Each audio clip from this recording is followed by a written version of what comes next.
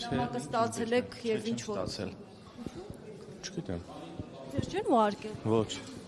Իսկ ընդհանուր գործընթացի հետ կապված ինչ դիրքորոշում ունեք, հնարավոր է միանա կամ ձեզնից լինեն մարդիկ։ Դա գործընթացը ես դա համարում եմ կապիկություն։ Ինչու է կապիկություն։ Այդպես։ Հիմա այս իրավական դաշտում պետք է դա իրականացվի։ Թող իրականացվի։ Կպրիչ չեն միանա, կանգնեք, կպրիչ չեն միանա։ Ինչու գոհ են Փաշինյանից բոլորը։ Բայց ըստ տեղեկությունների բավական դժգոհություններ կան եւ հնարավոր է ընտրությունների ժամանակ շատերը չլինեն։ Այն այդ տեղեկությունները։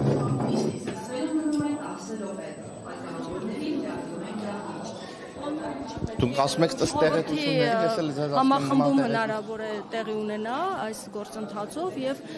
նաեւ գործընթացը մեկնարկվի։ Ունենա ով է դեմ։ Կա ընդդիմությունից միացողներ։ 5 հոգի, հա։ Լավ, խնդրում եմ։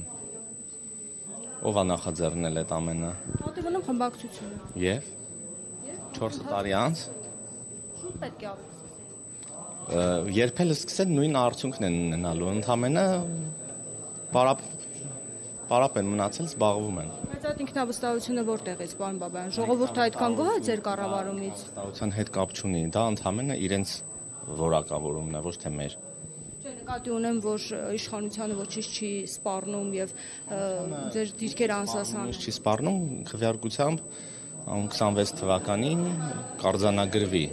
ոչ թե ինչ-որ մարդկանց պատվիրատուների եւ չգիտեմ էլ ինչի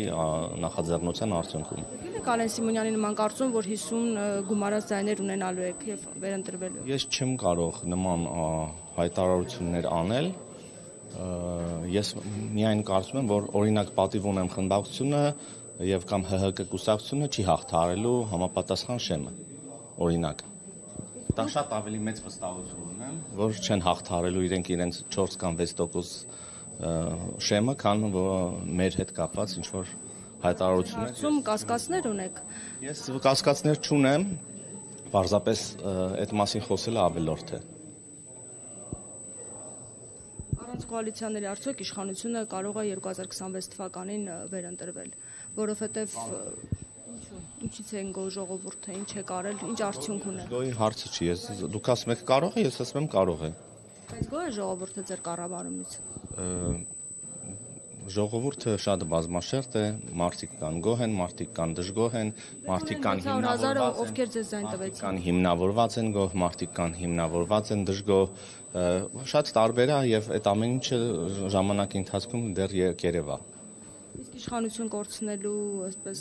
անհանգստություններ չունեք։ Ժողովրդին եւ հետեւաբար կորցնելու մասին անհանգստություն չի կարող լինել։ Ժողովուրդը ոնց կորոշի, նա էլ կլինի կառավարող ուժը եւ կկառավարի։ Եվ նաեւ թող ուրեմն ընդդիմադիր համապատասխան ուժերը համապատասխան առաջարկներ ներկայացնեն, ոչ թե դատարկ ինչ-որ իմպիչմենտի թղթեր։ Մեկ հարցի հետ կապված էլ ձեր դիտարկումն է հետաքրքիր կապված Նոր-Նորքի թաղապետի հետ, որն մինչև հիմա պաշտոնավարում է։ Դուք սա ճիշտ եք համարում։ Պաշտոնավարումը եւ քրեական գործը կարծում եմ իրար հետ կապ չունեն, որովհետեւ զուգահեռ նաև առաջադրվել է, այո, բայց նա շարունակում է պաշտոնավարել, քաղաքական գնահատական չկա։ Դրվել, այնտեղ թաղապետից բացի նաև թաղապետարանի այլ աշխատակիցներ կան, կարծում եմ, որ մեղավոր են։ Բայց մնացածը արդեն պաշտոնատար անձ է եւ նա շարունակում է պաշտոնավարել, այստեղ դուք խնդիր չեք տեսնում։ Նա պետք է շարունակի պաշտոնավարել, բռունցքներով հարվածել է բլոգերին։ Հայոյանքներ է հնչեցրել սեռական բնույթ։ Բլոգեր չանվանենք ինչ-որ թափթփուկների, իսկ ինչ վերաբերվում է, որովհետև կարծում եմ, որ դրանց արածը այդպիսի գնահատականի է արժանի։ Եթե իրենց ընտանիքում նման կերպ են իրենց ծնողները իրենց հետ վարվել, ինչպես իրենք են ներկայացել այդտեղ։ Նկատի ունեք ակցիան։ Նկատի ունեմ ակցիան, որը դուք ակցիա եք անվանում։ Եթե իրենք առաջ հայոյանքներ էր հնչեցրել թաղապետը հեռախոսով, սեռական բնույթի հայոյանքներ։ Դե ինքը հրապարակեց ակցիայի ժամանակ այդ։ Իսկ ինչին ի պատասխանա։ Այդ հայոյանքներին։ Հիմա այդ ամեն ինչը քրեական վարույթի շրջանակներում է, ճիշտ է։ Դե թող քրեական վարույթ։ Ամենահարցն նա պետք է շարունակի պաշտոնավարել թաղապետը, թե ոչ։ Դա արդեն թող քաղաքապետը եւ թաղապետը միասին որոշեն։ Իշխանությանը վտանգ չի ներկայացնում կամ հեղինակությանը վնաս չի այսպիսի դեպքերը, ասում են իշխանությունը հղկացել է։ Իշխանությունը չի հղկացել, բայց կան ուժեր, որ ամեն կերպ փորձում են նման սադրանքներ ուրեմն հրահարել, որպեսզի նման կերպար ստեղծվի։ Նկատի ունեմ, եթե նա շարունակի պաշտոնավարել, սա ձեր հեղինակության վրա չի ազդելու։ Ոմանց տեսանկյունից կազդի, ոմանց տեսանկյունից չի ազդի, ոմանց տեսանկյունից չպաշտոնավարելը կազդի եւ այդպես շարունակ։ Ձեր տեսանկյուն։ Ես չեմ կարող գնահատական տալ։